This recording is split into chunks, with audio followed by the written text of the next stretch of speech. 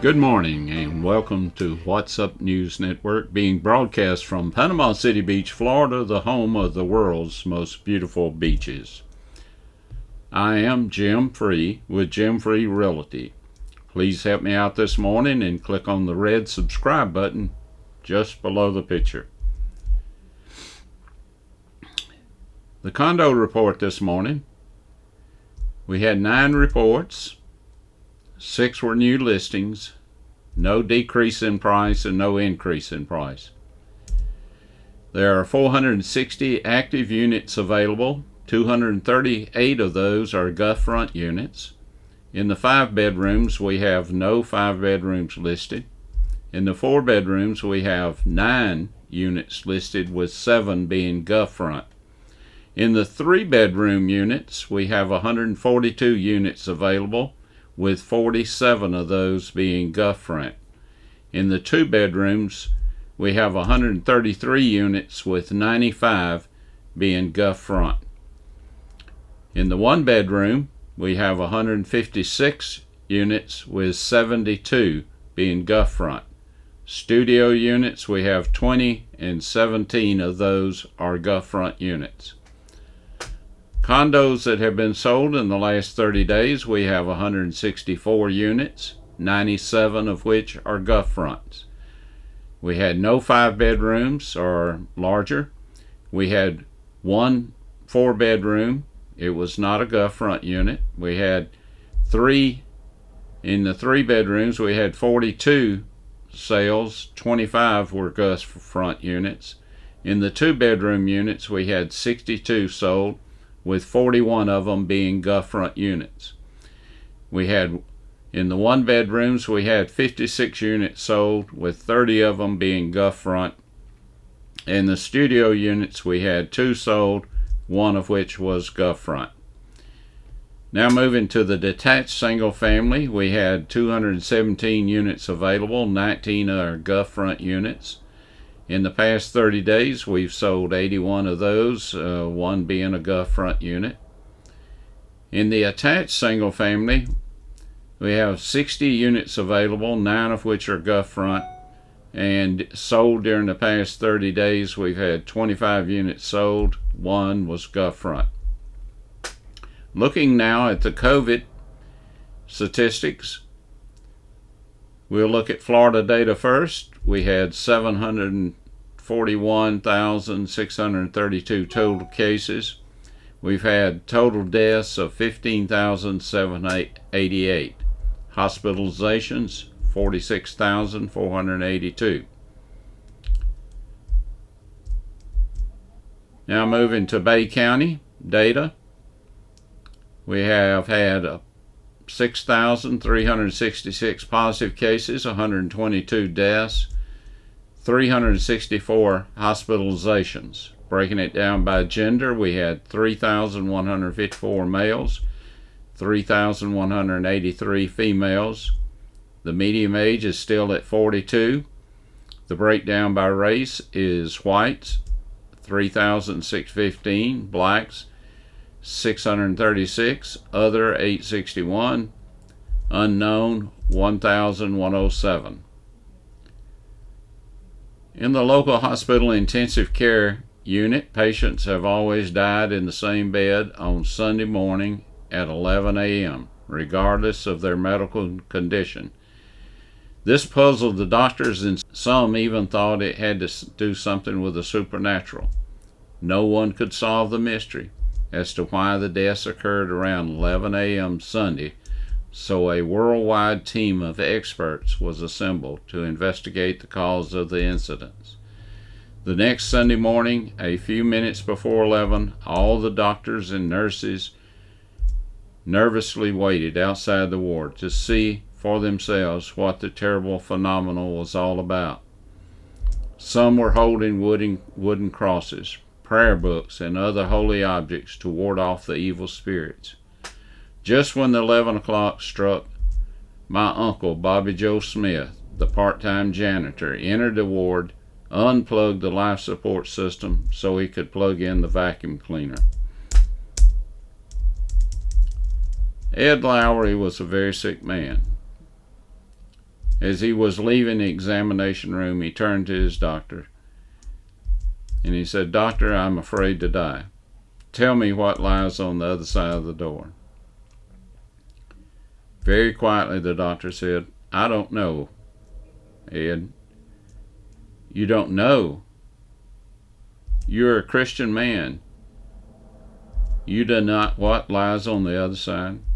The doctor was holding the door handle of the other room, and you could hear scratching and whining on the other side. As he opened the door, a dog sprang in the room and leaped on him with eager show of gladness. Turning to the patient, the doctor said, "Do you notice my dog?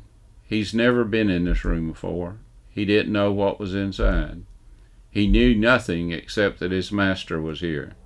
And when the door opened, he sprang in without fear. I know little about what is on the other side of death, but I do know one thing. My master is there, and that's enough for me." On the national news, "Blessed is the nation whose God is Lord." I thought 2016 was the most important election in my lifetime. If I make it to October the 24th, when Florida starts early voting, I will have been voting for 60 years. I have never missed an election. From time to time, God has chosen unusual characters to carry out his plan. None of us are perfect, so he uses imperfect people to carry out his perfect plan. If you have noticed, our country is in a mess. Riots, pandemics, 61 million babies murdered, autocratic governors and mayors shutting churches down while at the same time encouraging those who engage in riots and destruction of our cities. Democratic mayors and governors are calling for defunding the police after they found out this idea was not resonating with the people. They changed the name. They're now calling it Reimagine the Police. The former vice president said Antifa and Black Lives Matter are just ideas. I wonder if he were hit in the head with a brick or shot in the face with a Roman candle, would he still think they were just ideas? What is at stake in this election? Well, the first thing is sanctity of life. Protecting and respecting human life is the baseline responsibility of any government. The Republican Party platform is committed to respect and defend the life in the womb. The Democratic Party, however, is committed to support and defend abortion and require the American taxpayer to pay for the abortion. The family. The Republican Party believes in natural family, starting with the husband and wife and their children, and this is a responsibility of government to respect this union.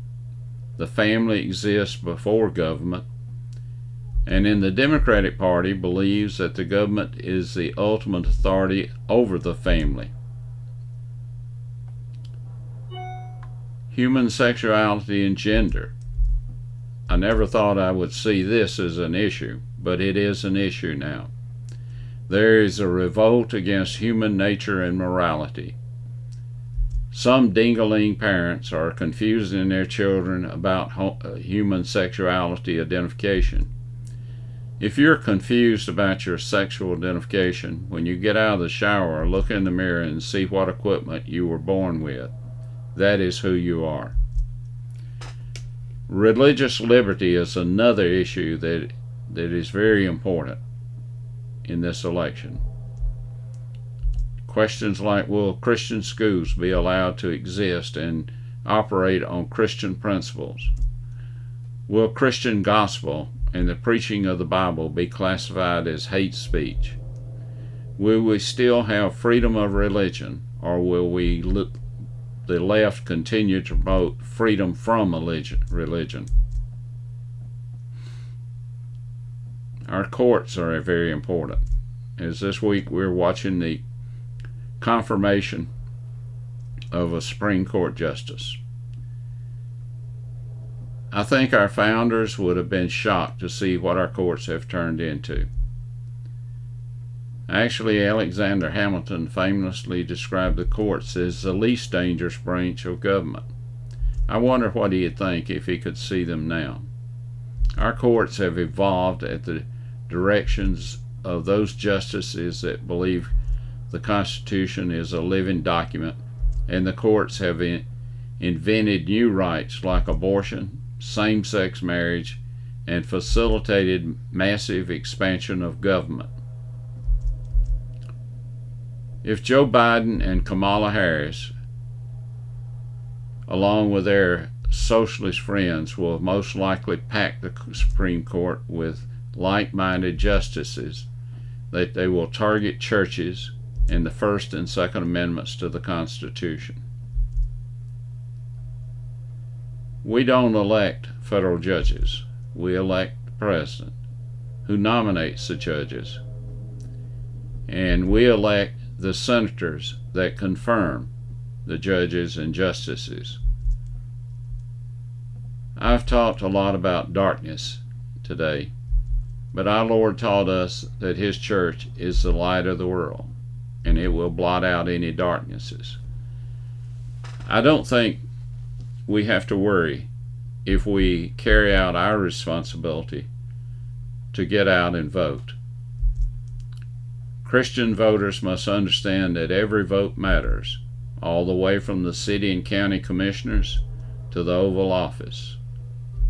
Let your family and your friends know how important this election is. Use social media and any other means you have to get the message out.